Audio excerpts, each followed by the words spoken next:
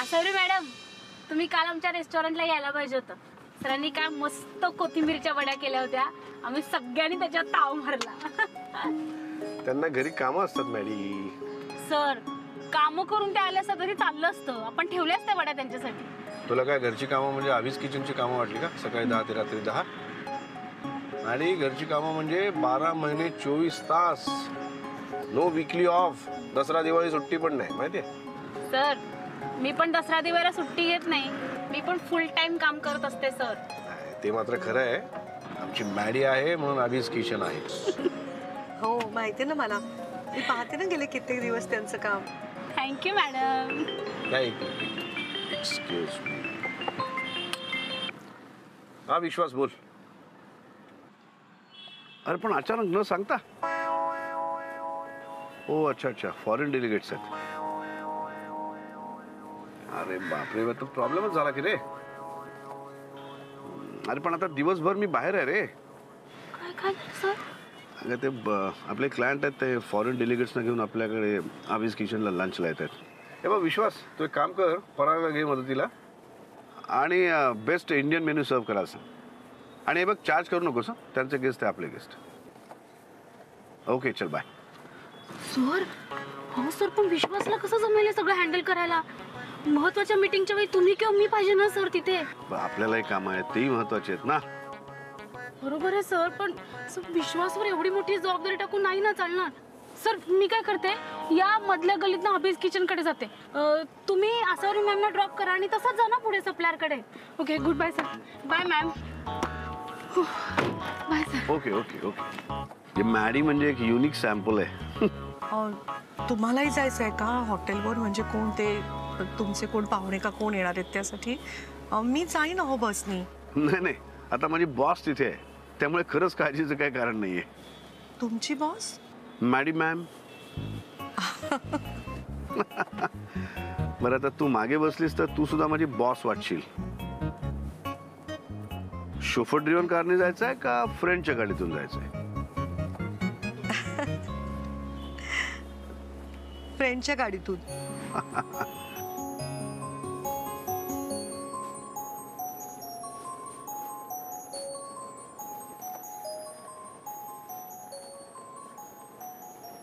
जिंदगी एक सफर है सुहाना, यहाँ कल क्या हो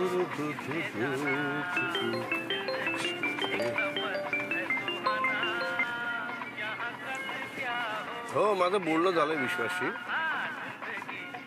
हो हो, पण मॅडी तिथे आहे. हा, तुमच्या सगळ्या अरेंजमेंट्स होतील, काळजी करू नका. Yes, okay, thank you.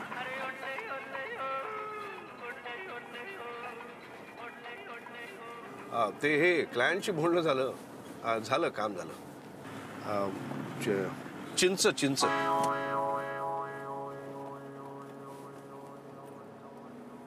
या, चिंच खाऊया. अहो पण या या या.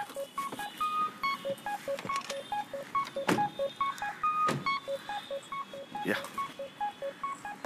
या या. 10 रुपये चिंच द्या.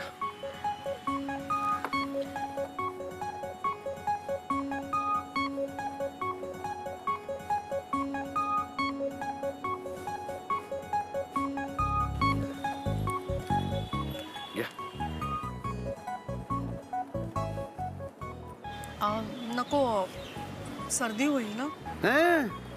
असं काही नसतं.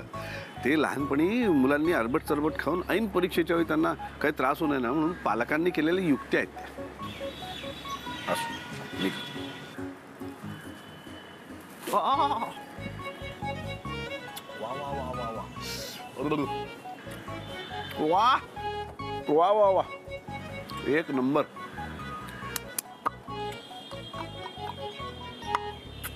हा हा हा हा, वा वा वा.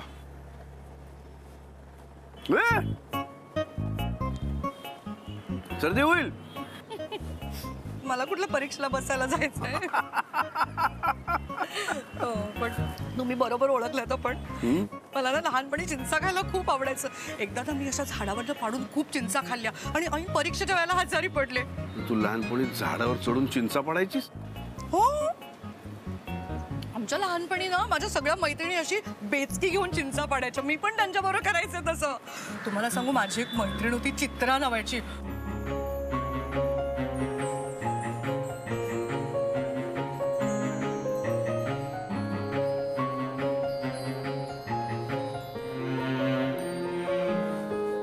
की मजा यायची ना. एवढं हसायला काय झालं तुम्हाला? अरे 2 वेळा घातलेली गणवेशातली आसावरी आली डोळ्यासमोर.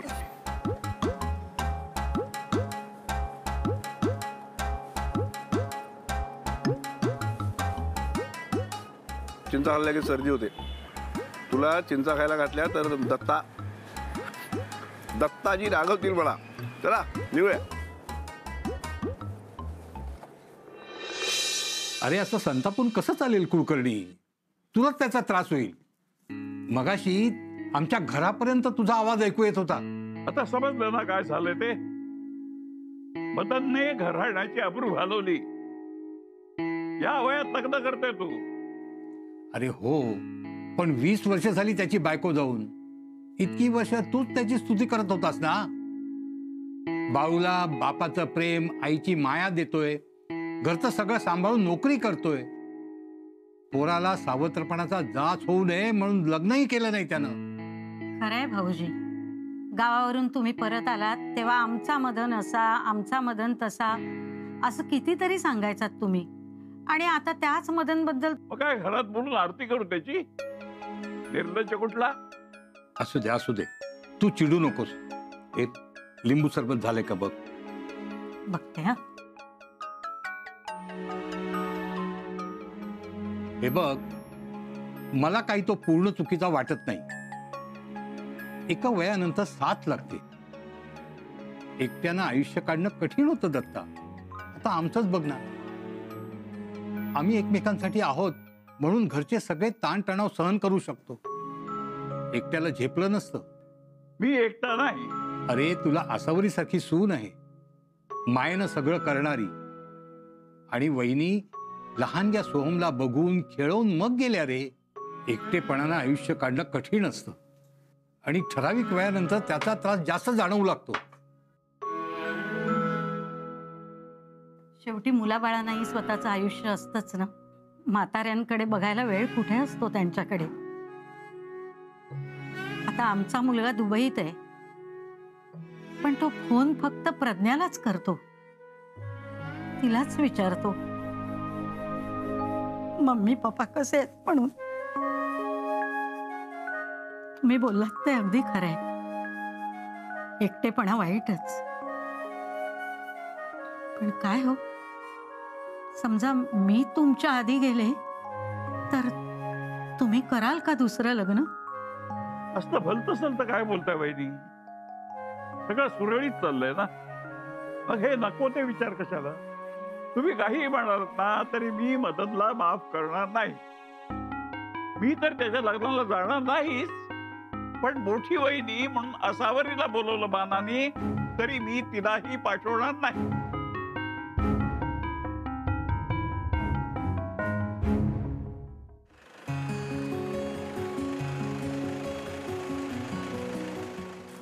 थँक्यू. तुमच्यामुळे लवकर पोहोचले मी, नाहीतर बसनी फारच वेळ लागला असता. हे ऑफिस, या ऑफिसमध्ये काय काम आहे तुमचं? अहो, बाबांचं ना पेन्शन अडकलंय. म्हणजे त्यांच्या हयातीचा दाखला आणि त्यांची अजून काही कागदपत्र द्यायची आहेत तिथे. आज सकाळीच रजिस्टर पत्र आलं होतं. बाबा इतके चिडले होते म्हणून म्हटलं येऊन करून टाकावं त्यांचं काम. हॅलो, अभि बोलतो रे. अरे कुठे म्हणजे काय, तुझ्या ऑफिसच्या बाहेर? तू आहेस ना अजून ऑफिस हेड? अच्छा, मुंबईतच नाही आहेस. सॉरी. नाही, अरे नाही रे बाबा, मला एक काम होतं जरा. माझी एक मैत्रीण आहे आसावरी कुलकर्णी, त्यांच्या सासरी मुलांचं. हा, ते पेन्शनचं काहीतरी अॅन्युअल व्हेरिफिकेशनचं काम होतं. नाव सांगतो. दत्ताजीचं नाव काय? दत्तात्रय कुलकर्णी. दत्तात्रय कुलकर्णी. बंडोपंत. बंडोपंत दत्तात्रय कुलकर्णी. हो, दत्तात्रय बंडोपंत कुलकर्णी. दत्तात्रय बंडोपंत कुलकर्णी. हा, दत्तात्रय बंडोपंत कुलकर्णी. हा, जरा सांग ना प्लीज. Okay, thanks. भेटू नंतर. बाय. काम झालं म्हणून समज. इथला ऑफिसचा हेड माझा मित्र आहे. हो का? बरं सांग बाई.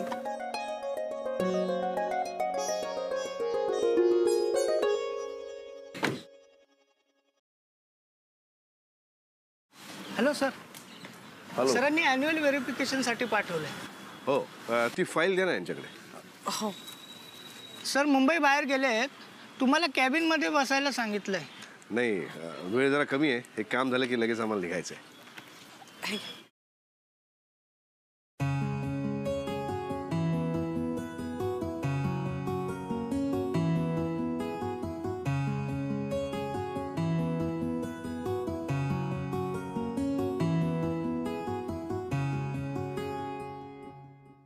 घे ना. नको.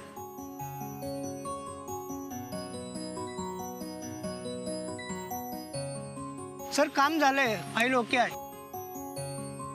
Thank you mister Avinash. Thanks Avinash. Sir एक सेल्फी मिळेल? अरे शुअर. हा ती फाईल देता का? थँक्यू.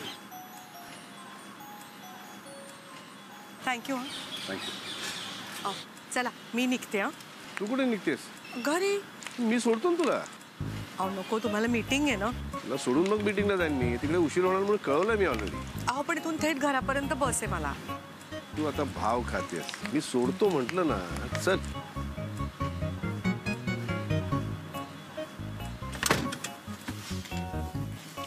निघायचं? हो तुम्ही फार तसदी घेतली तर. तुमच्यामुळेच हे काम झालं माझं. थँक्यू. अरे थँक्यू काय, फ्रेंडसाठी एवढं करायला नको. मग त्या फ्रेंडचे आभार मानायला मलाही काहीतरी करायला हवं. अरे नेकीवर पुछपुछ काय करणार आहेस? काय करू सांगा?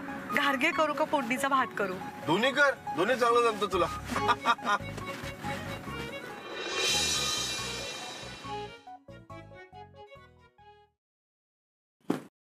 हे घे सोम. लवकर कसा आलास तू?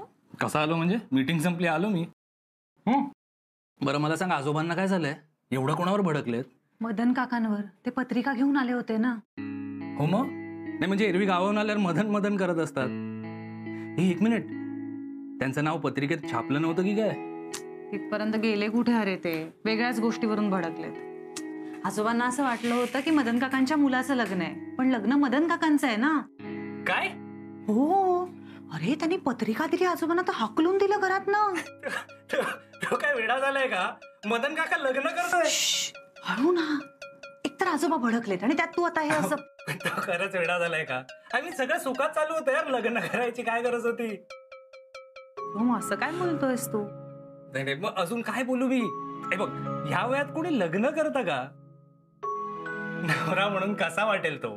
पोट सुटलेला, पोक्त. हे बघ सोहम, हा मस्करीचा विषय नाहीये. ऑब्विसली यार, बुडा घोडा लाल लगाम. ओके सॉरी, पण तुला खरं सांगू मी, ह्या वयात लग्न टिकतात तरी का? म्हणजे तू खरंच डोक्यावर पडलाय का? एक मिनिट. कुणाचं लग्न टिकेल आणि कुणाचं नाही टिकणार याबद्दल बोलण्याचा कुठलाही अधिकार आपल्याला नाही आहे सोहम. मदन काका त्यांच्या आयुष्यातली एक चांगली बातमी घेऊन आले होते घरी. त्यावर आजोबा भडकले आणि तू आता अशी मस्करी करतोयस. त्यापेक्षा आजोबांना जाऊन समजाव ना. मी त्यांना समजावू? हे बघ, आजोबांना ते नाही आवडलंय. त्यांनी त्याला घालवून दिलं. आता तुला सांगतो, आजोबाही त्या लग्नाला जाणार नाहीयेत आणि आपल्यालाही जायला देणार नाहीयेत. तू टेन्शन घेऊ नको, विसर. सोहम तू समजाव ना पण आजोबांना यार, ते केवढे भडकले. मी काय बोलू यार? ते मित्र आहेत का माझे? मी बोलणार आणि ते ऐकणार आहे माझं. बरं ऐक, तू जाऊन त्यांना समजाव आणि सांग चिडचिड करू नका. आणि जरी केली मला उठवायला येऊ नको. ओके? मी खूप दमलोय, झोपू दे मला. आणि जाताना दरवाजा बंद करून जा प्लीज.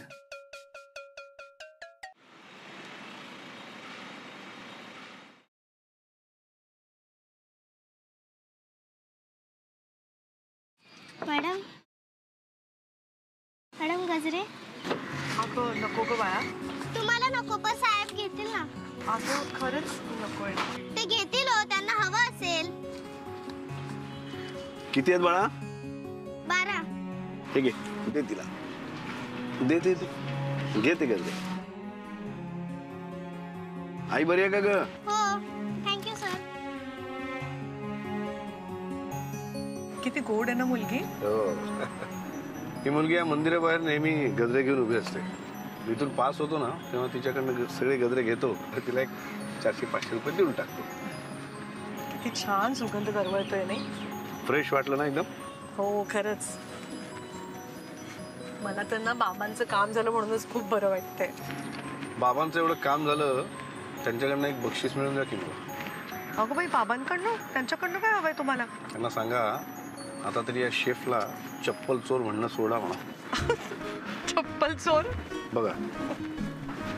Sorry sorry.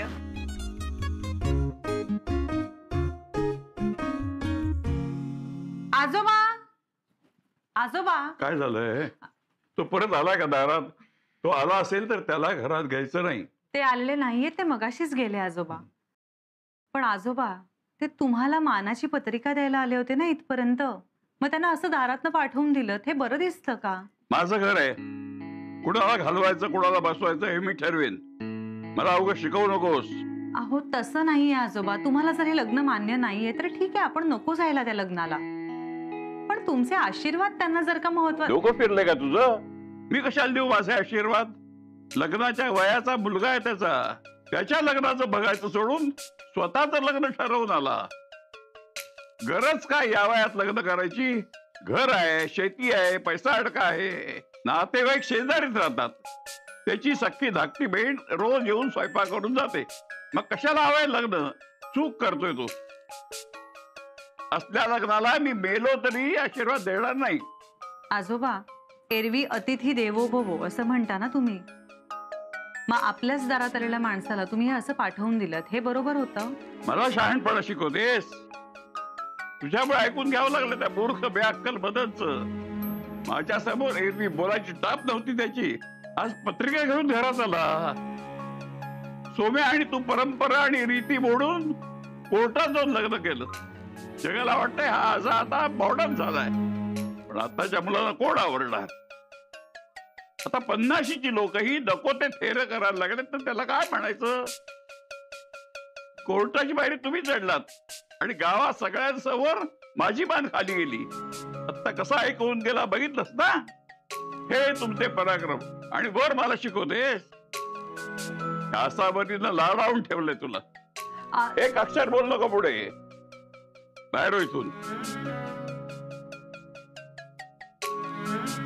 आणि हो, त्यातला एकही शब्द असा वर्ग सांगू नकोस, तिला उगाच त्रास होईल.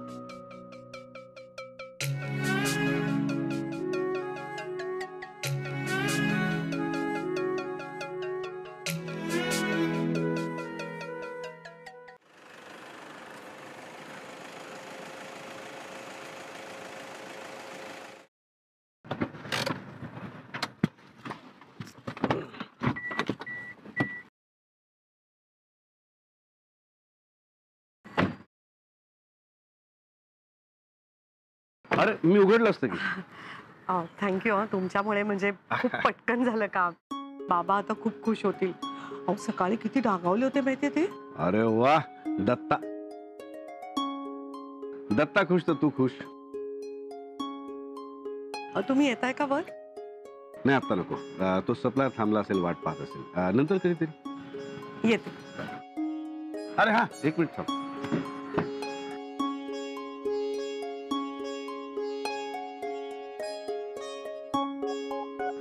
हे घेऊन जा. नको, राहू देत ना गाडीत, म्हणजे चांगला सुगंध दरवळतोय ना. गाडीत नेहमीच असतात. गाडीतच दरवळतात, गाडीतच सुकून जातात. हो पण मी काय करू ना त्या गजऱ्यांचं? तुला सुगंध आवडला होता ना, मग या सुगंधावर आज तुझा अधिकार आहे.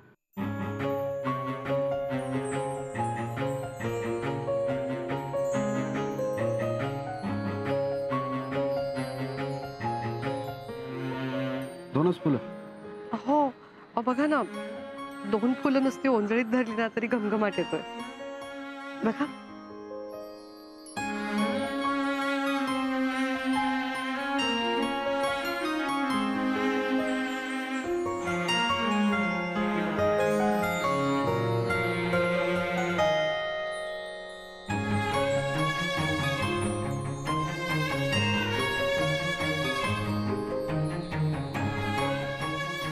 आत्ता कुठे यांचं नातं बहरायला लागलंय आणि आजोबांची अशी टोकाची भूमिका. एकंदरच कठीण दिसतंय सगळं.